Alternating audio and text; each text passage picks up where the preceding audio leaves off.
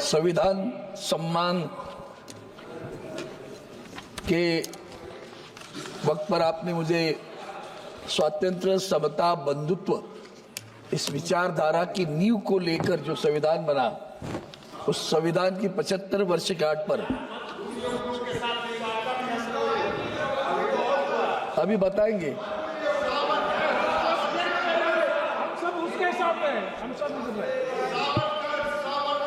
अमृत महोत्सव पर मैं मेरे विचार व्यक्त करने के लिए खड़ा हूं। आपने मुझे अनुमति दी, इसके शुरू में धन्यवाद। सभापति महोदय, आज इस संविधान का सही सम्मान हो रहा है क्या? अभी हमारे मित्र पुरानी सारी यादें बता रहे थे। इसका मतलब ये नहीं कि उन्होंने गलती की तो हमें गलती करने का अधिकार मिल रहा है। जब आप समर्थन करते हो ऐसी चीजों का, तो वो लगता है कि आप ही सोचते हो कि चलो उन्होंने गलती की, हम भी थोड़ी कर ले, तो उसमें कौन सी बड़ी बात है। डॉक्टर बाबा साहब अम्बेडकर जी ने उस वक्त जो कहा था ना, 25 नवंबर 1949, उस वक्त उन्होंने जो संविधान की सभा में भाषण किया, उस भाषण के 2-3 पंक्तियां मैं जानबूझकर आपके लिए पढ़ रहा हूं। संविधान चाहे जितना भी अच्छा हो, यदि उसे कार्यान्वित करने वाले लोग बुरे हैं तो निस्संदेह बुरा हो जाता है। संविधान का क्रियाकरण पूर्णतया संविधान के प्रकार पर निर्भर नहीं करता है। संविधान केवल विधानमंडल, कार्यपालिका और न्यायपालिका जैसे अंगों के लिए व्यवस्था कर सकता है। ये व्यवस्था आज क्या है, ये व्यवस्था की हालत क्या है, वो बताऊंगा। उसी वक्त उन्होंने उसी भाषण में 2-3 और चीजें बताई। तो उसमें उन्होंने कहा, जॉन स्टुअर्ट मिल, उसका नाम का जिक्र किया, और उन्होंने कहा किसी भी महान व्यक्ति के चरणों में अपने स्वतंत्र को चढ़ा न दे या उसे वे शक्तियां न सौंपे जो उसे उन्हीं की संस्थाओं को मिटाने की शक्ति दे। दोबारा सुन लो सर, किसी भी महान व्यक्ति के चरणों में अपने स्वातंत्र को चढ़ा न दे या उसे वे शक्तियां न दे सौंपे जो उसे उन्हीं की संस्थाओं को मिटाने की शक्ति देते हैं।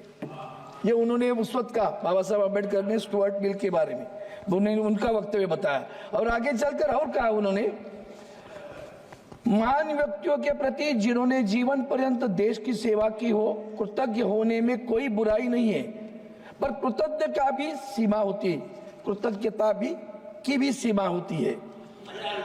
आयरलैंड के देशभक्त डोनियल ओ कनेल ने उस विषय में यह ठीक वो कहा है, अपने सम्मान को खोकर, यह सबसे बड़ा वक्तव्य है, अपने सम्मान को खोकर कोई पुरुष कृतज्ञ नहीं हो सकता, अपने सतीत्व को खोकर कोई स्त्री कृतज्ञ नहीं हो सकती, और अपने स्वातंत्र्य को खोकर कोई राष्ट्र कृतज्ञ नहीं हो सकता। किसी भी अन्य देश की अपेक्षा भारत के लिए यह चेतावनी अधिक आवश्यक है, क्योंकि भारत में भक्ति, या जिसे भक्ति मार्ग या वीर पूजा कहा जाता है, उसका भारत को राजनीति में इतना महत्वपूर्ण स्थान है जितना किसी अन्य देश की राजनीति में नहीं है। धर्म में भक्ति आत्ममोक्ष का मार्ग हो सकता है, पर राजनीति में भक्ति या पूजा पतन तथा अंततः तानाशाही का एक निश्चित मार्ग है। समझने वाले को इशारा काफी है। अभी आजकल अंधभक्तों की जो है ना, उनके लिए बड़ा ये मसला है। ये वाक्य बहुत महत्वपूर्ण है। सभापति महोदय, मैं उसके लेकर आगे चलता हूँ, आगे चलकर बताता हूँ। आता हूँ। आपने जो कुछ बताया ना, एक मिनट सर, भक्ति पद से थोड़ा कर्तव्य संविधान में मैंने जब कहा ना, तो मुझे टिक्का टिप्पणी भी नहीं, सत्यता बता रहा हूँ। व्यतीत हूं मैं, संविधान के साथ किस तरह से खिलवाड़ हो रहा है, कैसे हम खेल रहे हैं संविधान की। कोई जरूरत नहीं इमरजेंसी लगाने की, ये तो बिना कहे इमरजेंसी चालू है। डर के मारे चलते हैं लोग। सुप्रीम कोर्ट के जजेस डर के मारे बैठे हैं। भूलो मत, 4 जजेस बाहर आए थे, अनशन पे बैठे थे और कह रहे थे ये सरकार हमारे ऊपर अन्याय कर रही है। याद है? ये ना भूलना, वो भी याद दिला देता हूं। आर्टिकल 10, सभापति महोदय, आर्टिकल 10 में क्या कहा? आर्टिकल 10 में ऐसा कहा कि किसी भी, क्यों डिफेक्शन लॉ लाया था भैया, दल बदलू लोगों की बड़ी संख्या बढ़ रही थी, तो राजीव गांधी जी ने उस वक्त सोचा इसको कुछ करना पड़ेगा, और उनके मन में भी कभी नहीं आया कि 2/3 लोग जाकर पार्टी छोड़ देंगे। तो उन्होंने कहा कि भाई एक आर्टिकल 10 में एक लिखा था, अगर कोई व्यक्तिगत रूप से छोड़ के जाता है वो तो वो अपात्र हो जाएगा। 2/3 जाता है तो 2/3 जा सकता है, लेकिन किसी पार्टी में उसको विलन होगा। हमारे महाराष्ट्र में 2/3 लोग तो गए नहीं, पहले तो बहुत कम गए, फिर आगे चलते रहे, ये सब चलता रहा, 2/3 लोग हो गए, आखिर में मर्जर नहीं हुए। संविधान की आर्टिकल 10 की धज्जी कौन उड़ा रहा है? धज्जी शब्द बोल रहे थे हर बार, धज्जी कौन उड़ा रहा है आर्टिकल 10 की? सुप्रीम कोर्ट के जज को हिम्मत नहीं हुई सर। उनके स्टेटमेंट बताता हूं मैं, उनकी स्टेटमेंट ऐसी है, रुको मैं चीफ जस्टिस ऑफ इंडिया की स्टेटमेंट बताता हूं। उनका कहना है, CJI Chandrachud highlighted that if the disqualification proceedings against the Shinde faction are not carried out, the entire goal of the 10th schedule will be defeated. Who says it? Supreme court के जज चंद्रचूड़ साहब। उसके आगे क्या कहते हैं और भी कहता हूं, the governor cannot impart legitimacy to a defecting faction of a political party by enabling them to form a government through unconstitutional means. संविधान मना रहे हम, सम्मान। चीफ जस्टिस कह रहा है, the governor cannot impact legitimacy to a defective faction of a political party by enabling them to form a government through an unconstitutional means. Further, being an executive appointee, the governor has no role to play a legislative issue. Nawab Rebia case में हुआ था, वहां न्याय मिला, यहां नहीं मिला। महाराष्ट्र की जो चुनाव की नींव है ना, वो यहां से शुरू हुई है। The governor cannot direct the house of the legislature to hold a floor test. Instead, members of the house must move a motion of no confidence. Members defecting from a political party cannot escape the consequences of the defection merely on the technicality. The purpose of the 10th schedule preventing the constitutional sin of defection must be fulfilled. Who said it? The Chief Justice of the India. हुआ क्या महाराष्ट्र में, क्या हुआ आप ही बताओ, सब जानते हो। संविधान का आदर्श रखा गया क्या? सर सबसे बड़ी बात है कार्यकाल की बात है।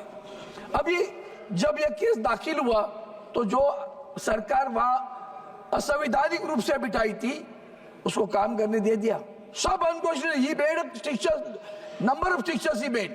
This is unconstitutional, this is unconstitutional, but giving oath is a constitutional. The chief minister was given a oath, and then the government functioned. अब गवर्नमेंट चालू हुआ, केस का निर्णय कब लगना चाहिए? 2-2.5 वर्ष के समय में, जब तक उनका कार्यकाल नहीं समाप्त होता है तब तक लगना चाहिए, नहीं लगा। उन्होंने स्पीकर को भेज दिया। स्पीकर किसका था? क्या निर्णय दिया? ना इनको डिस्क्वालीफाई किया ना उनको डिस्क्वालीफाई किया। सुप्रीम कोर्ट के निर्णय का क्या हुआ? कहाँ है संविधान? कहाँ है उसका सम्मान? कहाँ है उसका आदर भाव? कहाँ है डॉक्टर बाबा साहेब आंबेडकर जी का आदर भाव? आदर भाव नहीं है सभापति महोदय। सभापति महोदय, गवर्नर साहब, ये इनका जो गवर्नर साहब के बारे में भी बताओ, तो संविधान की बात करते हो। अब हम देख रहे बिल पास किए जाते हैं। हमारे महाराष्ट्र में आदरणीय उद्धव जी ठाकरे साहब मुख्यमंत्री थे, तब एक बिल पास किया, वो मुंबई के चालों के बारे में 500 स्क्वायर फुट के लिए नो प्रॉपर्टी टैक्स करके था। बिल पास हुआ, विधानसभा में हुआ, विधान परिषद में हुआ, राज्यपाल ने साइन की, यहां पड़ा राष्ट्रपति महोदय के पास। तब तक नहीं मंजूर हुआ जब तक वहां सरकार नहीं गिरी। सब जिस दिन उद्धव जी ठाकरे साहब मुख्यमंत्री पद से गए, उसके 8 दिन के अंदर महामहिम राष्ट्रपति के अंतिम दिनों में उसके ऊपर स्वाक्षरी हुई। संविधान का सम्मान। शक्ति कायदा कानून पास किया, शक्ति कानून नारियों के लिए पढ़ा है, अभी भी विधानसभा में पास हुआ, विधान परिषद में पास हुआ, महामहिम राज्यपाल ने स्वाक्षरी की, अब पढ़ा है। यह बिल पास करने के बाद कितने दिन, मतलब कितने महीने राज्यपाल रख सकते? तमिलनाडु के लोग भुगत रहे, वो हम भी भुगत रहे, हमने देखा है। कोई पाबंदी है? मन मर्जी नॉमिनेशन होते 12, जैसे यहां भी होते, राज्यसभा में महामहिम राष्ट्रपति के अनुसार 12 लोगों को वहां भी निर्वाचित किए जाते, नामनियुक्त किया जाते। 12 लोगों को नाम दिया गया राज्य की सरकार ने। इस राज्यपाल कहां से बिठा है? कौन बिठाता है राज्यपाल महोदय को? वह बैठे 12 लोगों की नाम सूची देने के बावजूद भी अंत तक 2.5 बरस तक राज्यपाल महोदय ने साइन नहीं की, और अभी 7 लोगों की साइन करके भेजे। ये तुम्हारे संविधान का सम्मान है।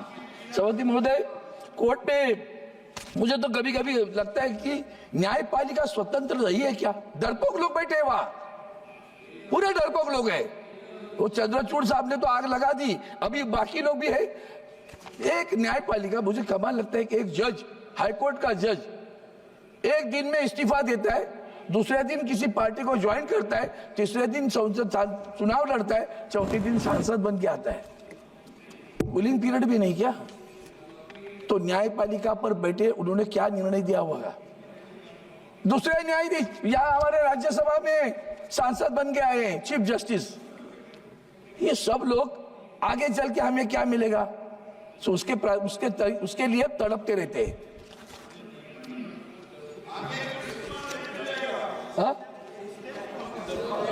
आवाज नहीं आ रही आपकी? हाँ। पूरे सिस्टम को आप डरपोक बता रहा है न्यायपालिका को। तो थोड़ा सा इसको सिस्टम बता दीजिए। पूरा सिस्टम को कर रहे हैं ना सर? नहीं। आप बताओ, ईडी के कार्रवाई लेता हो, चलो सिस्टम की बात करते हो ना। ईडी ने कार्रवाई की, लोगों को सीधा ब्लैकमेल करके। ये सरकार कितने गिराए इन्होंने? जैसे गोवा में क्या हुआ, महाराष्ट्र में क्या हुआ, अन्य राज्यों में क्या हुआ, अन्य बहुत सारे राज्यों में ईडी की सहायता से नहीं, ईडी ने जिनको हिरासत में लिया, आगे चलकर कोर्ट ने क्या कहा पता है? हमारे संजय राउत साहब 100 दिन थे, क्या कहा? इस केस में कुछ दम नहीं है। अरे केस ही नहीं है, 100 दिन जेल में। वो शाहरुख खान का बेटा, वो आर्य खान, वो दिन 8, 10, 15, 20 दिन जेल में। अरे क्या ईडी का चल रहा है? संविधान का सम्मान, वाह वाह वाह वाह, क्या संविधान का सम्मान हो रहा है सर। मैं आपको और दूसरे उदाहरण देता हूँ। ईडी कैसे करती है, उसके बाद में हमारे लेबर से आज हमारे कर्मचारी बेरोजगार, कितनी बेरोजगारी बढ़ी। All PSUs have been destroyed, ध्वस्त कर दिया सभी सार्वजनिक उद्यमों को। नौकरियां कहाँ हैं? अब नौकरियां सरकारी नहीं और PSUs में नहीं रही तो आरक्षण कहाँ रहेगा? प्राइवेट में सभी कॉन्ट्रैक्टर फिक्स टर्म 2 बरस के लिए नौकरी लगेगी, ये आंकड़ा देंगे, रोजगार हो गया। और एम्प्लॉयड एक्सचेंज को बर्बाद कर दिया। एम्प्लॉयड एक्सचेंज एक्ट आज भी है, उसको रिपील नहीं किया है, इनको नहीं पता, तो बस वो चल रहा है। लोग बेरोजगार घूम रहे, नौकरी नहीं है, रोजगार नहीं है। काय का रोजगार है? रोजगार अभी अपने देश से कितने बच्चे बाहर क्यों जा रहे हैं? कभी सोचा इसका? क्यों जाते हैं हमारे बच्चे बाहर? पढ़ाई के लिए जा रहे, जॉब के लिए जा रहे। आज सुबह वो सारे जो विषय आ रहे, खास करके मिडिल ईस्ट में, वहां जाके या थाईलैंड में जाकर, थाईलैंड में जाकर सीधा जेल में भेज देते। इतना डर लग रहा है वो। ये सब जो हो रहा है, क्यों जा रहे हैं? Because there is no job in India, no permanent job. और जॉब है तो भी आप अगर इंजीनियर हो तो उसको कहेंगे 10,000 में काम करो, तो उसकी शिक्षा का क्या होगा? अवमूल्यन हो रहा है सब। इसलिए मैं कह रहा हूं सर, ये प्राइवेटाइजेशन जो चल रहा है उसकी वजह से हाल ही में और बताता हूं, उसमें भी डिस्क्रिमिनेशन बहुत है। स्टाफ सिलेक्शन कमीशन, मेरा तो आपसे, आपके जरिए सरकार को भी कहना है कि भैया सन्स ऑफ द सॉइल, अगर उत्तर प्रदेश में भर्ती है तो वहां की रेल में अगर भर्ती होने वाली है, वहां कुछ कारखाना होने वाला है, तो उत्तर प्रदेश की हमारी जो लोग हैं, वहां के भूमिपुत्र है, उन बच्चों को पहले प्राथमिकता दी जाए। 20% और टेक्निकल जॉब है, इंजीनियरिंग का जॉब है, अलग समझता हूं। तो क्लास 3, क्लास 4 पानी देने का प्यून भी वहां से आएगा, इधर उधर से आएगा, वो भी नहीं मिलता क्या अपने राज्य में? हमारे महाराष्ट्र में सर स्टाफ सिलेक्शन कमीशन की अभी नौकर भर्ती हुई, 1200 लोग भरे, 1200 में से 3 लोग महाराष्ट्र से है। और कहेंगे लोग बैठे नहीं एग्जाम को, सब डाउटफुल है, सब डाउटफुल। इतना मतलब किसी की क्षमता नहीं महाराष्ट्र में। तो ये जो चल रहा है उसके ऊपर भी आपको ध्यान देना पड़ा। कानून ऐसे बनाए, सब कानून बड़े अमीरों के लिए, इंडस्ट्रियलिस्ट के लिए, गरीबों का कोई सुरक्षा नहीं सर। नौकरी की सुरक्षा गई, सभी जगह कॉन्ट्रैक्ट लेबर चल रहे, फिक्स टर्म लेबर चल रहे। अभी आप सोचिए, पक्का घर आप दे रहे हो, पक्का घर में माननीय गिरिजा से आप ही बताओ कि आप हमारे दोस्तों कितने पैसे सरकार के मिलते हैं बताओ पक्का घर करने के लिए। और एक गरीब 2.5 लाख 1.5 लाख बराबर है, 1.5 लाख में घर होता है नहीं ना। अगर 1.5 लाख में घर नहीं होता, जो भी 1.5 लाख 2 लाख, चलो 2 लाख में घर बनता। अभी वो कॉन्ट्रैक्ट लेबर है, वो बैंक में वही तो होता 1.5 लाख से, वो बैंक में अगर जाए और कहे मुझे पक्का घर बनाना है, मेरे घर की कीमत गांव की, हमने मुंबई शहर की नहीं बात माननीय सदस्य गांव की बात करते, चलो शहर को एक 8-10 लाख रुपए लगने वाले, उसको कौन कर्जा देगा? क्या करते हो भाई? नौकरी करता हूँ, कॉन्ट्रैक्ट लेबर हूँ, कॉन्ट्रैक्ट लेबर को कर्जा मिलेगा? कौन देता है? दे दीजिए सब लेबर को कर्जा मिलेगा। सर ये ध्वस्त हो रहा है, इसलिए व्यवस्था ध्वस्त। उन्होंने जो शब्द प्रयोग किया ना, न्यायपालिका विधायिका, ये व्यवस्था है, व्यवस्था ध्वस्त कर रही है, इसलिए मैं आपके बारे में सामने बता रहा हूँ। सर दूसरी बात है, आगे चलकर उन्होंने नारी वंदना की बात की, मणिपुर की बात, नारी की वंदना हो रही क्या सर? 15 दिन हुए होंगे, 20 दिन, एक आदिवासी महिला को जिंदा जलाया, अत्याचार, पहले अत्याचार किए फिर जिंदा जलाया। अगर वही राज्य कोई दूसरा होता तो क्या होता? राष्ट्रपति का शासन नहीं लगता? शासन लगता ना। 2 मिनट सर, खत्म ही कर रहा हूँ, 1-2-3 वाक्य है, नहीं लगता? आज भी हमें दर्द नहीं होता कि महिलाओं पे इतने अत्याचार हो रहे? संविधान का सम्मान, नारी की वंदना। अभी रही हमारे संविधान ने दिया हुआ महापालिका चुनाव, सर हमारे महाराष्ट्र में 4 वर्ष हुए महापालिका के चुनाव नहीं हो रहे, जिला परिषद के चुनाव नहीं हो रहे, संविधान का सम्मान हो रहा है। इसलिए मैं आपसे विनती करता हूँ, इसलिए आखिर इतना ही कहूंगा, क्या हम लोग स्वातंत्र, समता, बंधुत्व, एक वाक्य है सर, समता और बंधुत्व है? अभी समता है, कटेंगे तो बटेंगे, ये आपका समता का विचार है, बंधुत्व का विचार है। इसलिए मैं आपको कहता हूँ, सर कटा सकते हैं लेकिन सर झुका सकते नहीं, अपने आजादी को हम हरगिज मिटा दे सकते नहीं। यही हम कहते। धन्यवाद सब। आदरणीय सदस्य भर्तृहरि मेहताब जी।